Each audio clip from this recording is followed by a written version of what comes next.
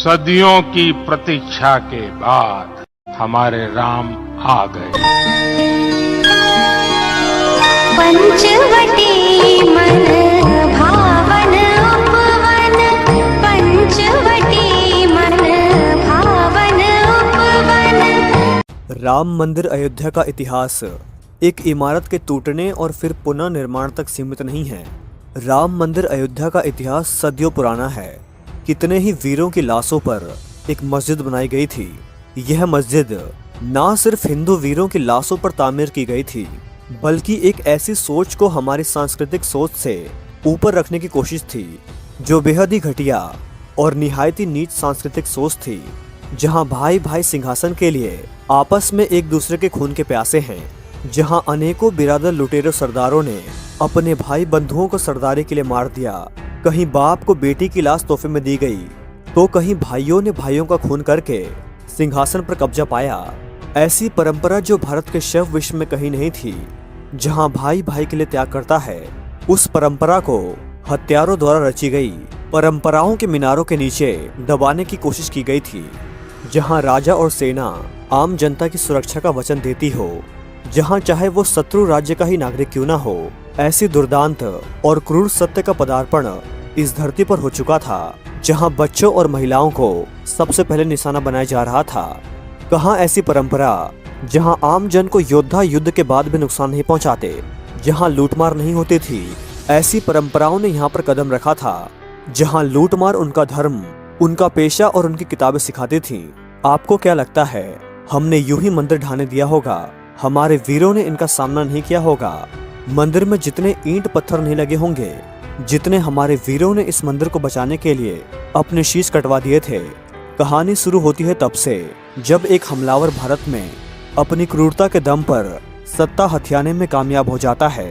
दरअसल उनका मकसद भारत में ऐसी परंपरा का प्रचार और विस्तार करना था, जहां किसी की जान लेने के लिए उसका मूर्ति पूजक होना ही काफी था, जहां किसी के अपराधों को सिर्फ इसलिए माफ कर दिया जाता है कि वह उनके मजहब का है, और वहां किसी निर्दोष को सिर्फ इसलिए मार देना काफी है कि वह उनके मजहब का नहीं है। ऐसी परंपराओं ने भारत में कदम रख दिया था, और यह मंदिर निर्माण की कहानी उससे भी कहीं पुरानी है। यह मंदिर निर्माण सिर्फ ईंट पत्थरों से बनी हुई संरचना नहीं है, यह उन मानव मूल्यों को एक बार फिर से स्थापित करने की कोशिश है, जो भारतीय भूमि से मिटाने की कोशिश की जा रही है। सैकड़ों सालों से अब चलते हैं अयोध्या और भगवान राम और उस मंदिर की कहानी की ओर। भगवान राम का जन्म उत्तर प्रदेश के अयोध्या नगर में हुआ। जैन धर्म के प्रथम तीर्थंकर भगवान ऋषभ देव का जन्म भी अयोध्या में हुआ था।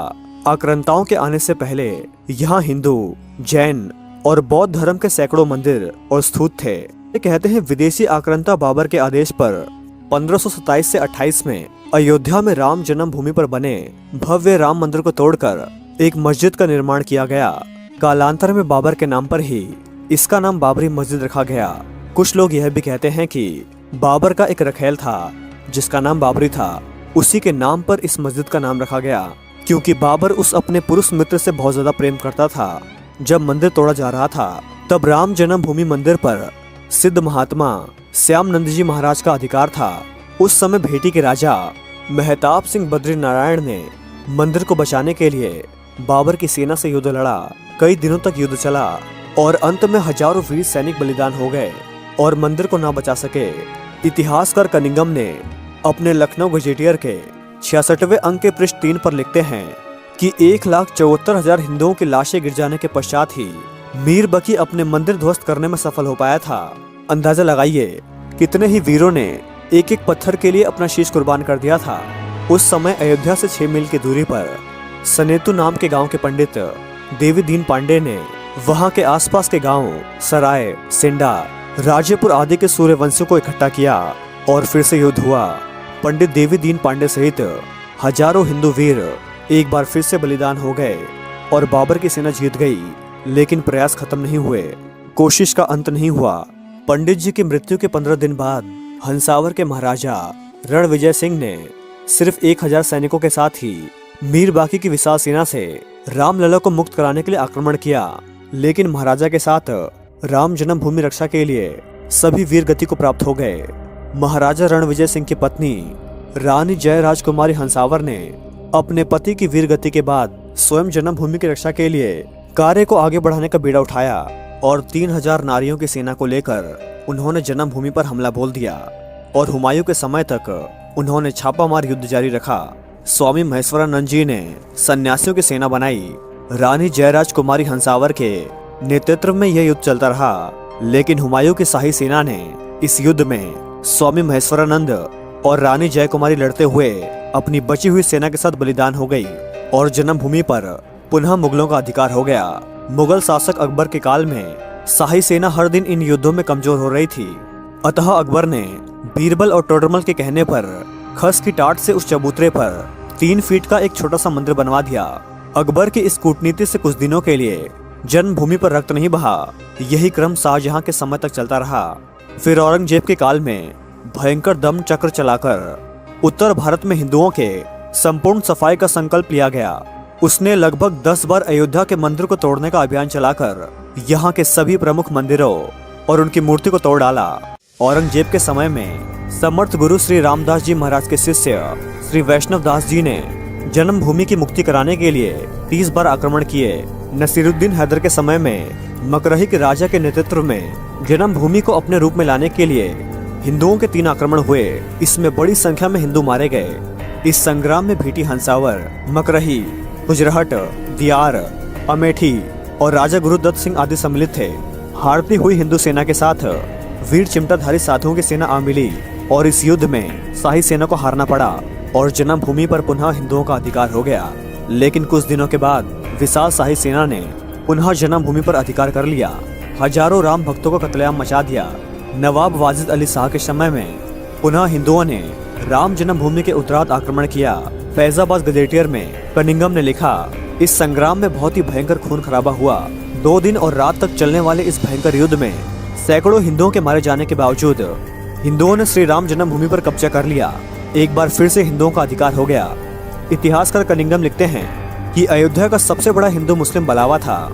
हिंदुओं ने अपना सपना पूरा किया और औरंगजेब द्वारा विध्वंस किए हुए चबूतरे को फिर से वापस पाया। चबूतरे पर 3 फीट ऊंचे खस के तट से एक छोटा सा मंदिर बना लिया, जिसमें पुनः रामलला की स्थापना की गई। लेकिन बाद के मुगल राजाओं ने इस पर पुनः अधिकार कर लिया। एक बार फिर से इसे ध्वस्त करने की कोशिश चलती रही। यकीन मानिए, ये एक मंदिर का ढांचा नहीं था, ये एक पूरे संस्कृति के विध्वंस और पूरे सांस्कृतिक सुदृढ़ता की लड़ाई चल रही थी, जहां पर हिंदू अपनी संस्कृति की एक इंच को बचाने के लिए जुटा हुआ था और मुगल और मुसलमान आक्रांता उनकी एक इंच को विध्वंस करने में लगे हुए थे। 1853 में हिंदू का ये आरोप था कि भगवान राम के मंदिर को तोड़कर मस्जिद का निर्माण हुआ। इस मुद्दे पर हिंदू और मुसलमानों के बीच की पहली हिंसा हुई। इसके बाद सन 1857 की क्रांति में बहादुर शाह जफर के समय में बाबा रामचरण दास ने एक मौलवी आमिर अली के साथ जन्मभूमि के उद्धार का प्रयास किया। कुछ कट्टरपंथी मुस्लिमों को यह बात स्वीकार नहीं हुई और उनके विरोध के चलते हुए 18 मार्च सन 1858 में कुबेर टीला स्थित एक इमली के पेड़ में दोनों को एक साथ अंग्रेजों ने फांसी पर लटका दिया। विवाद के चलते 1859 में ब्रिटिश शासकों ने विवाद स्थल पर बाड़ लगा दी और परिसर के भीतरी हिस्से में मुसलमानों और बाहरी हिस्से में हिंदुओं को प्रार्थना करने की अनुमति दी गई। और 19 जनवरी 1885 को हिंदू महंत रघुवर दास ने पहली बार इस मामले को फैजाबाद के न्यायाधीश पंडित हरिकृष्ण के सामने रखा था। इस मामले में कहा गया था कि मस्जिद की जगह पर मंदिर बनवाना चाहिए, क्योंकि वह स्थान प्रभु श्री राम का जन्म स्थान है। वर्ष 1947 में भारत सरकार ने मुसलमानों को विवादित स्थल से दूर रहने के लिए आदेश दिया और मस्जिद के मुख्य द्वार पर ताला लगा दिया गया, जबकि हिंदू श्रद्धालुओं को एक अलग जगह से प्रवेश दिया गया। 1949 में भगवान राम की मूर्ति मस्जिद में पाई गई। कहते हैं कुछ हिंदुओं ने ये मूर्ति वहां रखवाई थी। मुसलमानों ने इस पर विरोध व्यक्त किया और दोनों पक्षों ने अदालत में मुकदमा दायर कर दिया। सरकार ने इस स्थल को विवादित घोषित करके यहाँ पर ताला लगा दिया। 1984 में कुछ हिंदुओं ने विश्व हिंदू परिषद की निगरानी में भगवान राम के जन्म स्थान को मुक्त कराने और वहाँ राम मंदिर का निर्माण कराने के लिए एक समिति का गठन किया। बाद में इस अभियान का नेतृत्व भारतीय जनता पार्टी के प्रमुख नेता लाल कृष्ण आडवाणी ने संभाला था। 1986 में जिला मजिस्ट्रेट ने हिंदुओं को प्रार्थना करने के लिए विवादित मस्जिद के दरवाजे पर से ताला खोलने का आदेश दिया। मुसलमानों ने इसके विरोध में बाबरी मस्जिद संघर्ष समिति का गठन किया। 1989 में विश्व हिंदू परिषद ने राम मंदिर निर्माण के लिए अभियान तेज किया और विवादित स्थल के नजदीक राम मंदिर की नींव रखी गई। इसी वर्ष इलाहाबाद उच्च न्यायालय ने आदेश दिया कि विवादित स्थल के प्रमुख द्वार को खोल देना चाहिए और इस जगह को हमेशा के लिए हिंदुओं को दे देना चाहिए। 30 अक्टूबर 1990 हजारों राम भक्तों ने मुख्यमंत्री मुलायम सिंह द्वारा खड़ी की गई यानी अनेक बाधाओं को पार करके अयोध्या में प्रवेश किया और विवादित ढांचे के ऊपर भगवा ध्वज फहरा दिया। लेकिन 2 नवंबर 1990 को मुलायम सिंह यादव ने कार सेवकों पर अंधाधुंध गोले चलाने का आदेश दे दिया। इसमें सैकड़ों राम भक्तों ने अपने जीवन की आहुतियां दे दी। सरयू तट राम भक्तों की लाशों से पट गया। इस हत्याकांड के बाद अप्रैल 1991 को उत्तर प्रदेश के तत्कालीन मुख्यमंत्री मुलायम सिंह यादव को इस्तीफा देना पड़ा। इसके बाद लाखों राम भक्त 6 दिसंबर को कार सेवा हेतु अयोध्या पहुंचे। 6 दिसंबर 1992 को बाबरी ढांचे को ढाकर समतल कर दिया गया, जिसके परिणाम स्वरूप देश भर में दंगे भी हुए। इसी मामले पर विश्व हिंदू परिषद के नेता अशोक सिंघाल, भाजपा नेता अडवाणी, यूपी के पूर्व मुख्यमंत्री कल्याण सिंह, मुरली मनोहर जोशी और मध्य प्रदेश के पूर्व सीएम उमा भारती सहित 13 नेताओं के खिलाफ अपराधी साजिश का मुकदमा चलाने की मांग की गई थी। 6 दिसंबर 1992 को जब विवादित ढांचे को गिराया गया, उस समय राज्य में कल्याण सिंह की सरकार थी। उस दिन सुबह करीब 10:30 पर हजारों लाखों की संख्या में कार सेवक पहुँचने लगे। दोपहर में 12 बजे के करीब कार सेवक मस्जिद की दीवार पर चढ़ने लगते हैं। लाखों की भीड़ को संभालना सभी के लिए मुश्किल होता जा रहा था। दोपहर के 3:40 पर पहला गुम्बद भीड़ ने तोड़ दिया और फिर जब 5 बजने में 5 मिनट का वक्त बाकी था, तब पूरा का पूरा विवादित ढांचा जमींदोज हो चुका था। भीड़ ने उसी जगह पूजा अर्चना की और रामलला की स्थापना कर दी। पुलिस के आला अधिकारी मामले की गंभीरता को समझ रहे थे। गुम्बद के आसपास मौजूद कार सेवकों को रोकने की हिम्मत किसी में नहीं थी। मुख्यमंत्री कल्याण सिंह का साफ आदेश था कि कार सेवकों पर गोली नहीं चलेगी। 1527 से 28 ईस्वी में बाबर के सेनापति मीर बकी ने अयोध्या में श्री राम जन्मभूमि पर मंदिर को तोड़ा था, जिसका पंडित देवदीन पांडे के नेतृत्व में युद्ध के रूप में पहला विरोध हुआ था। तब से लेकर आज तक 77 से अधिक युद्ध और सैकड़ों दंगे हो चुके हैं, जिसमें लाखों कार सेवकों की जान चली गई। इस पवित्र स्थल हेतु श्री गुरु गोविंद सिंह जी महाराज, महारानी राजकुंवर तथा अन्य कई विभूतियों ने संघर्ष किया है। लेकिन इस लंबे संघर्ष के बाद वो दिन आ गया जब रामलला की प्राण प्रतिष्ठा हो चुकी है। दोस्तों, अगर आपको आज की वीडियो पसंद आई हो तो वीडियो को लाइक करें और चैनल को सब्सक्राइब भी और कमेंट में लिखें जय श्री राम।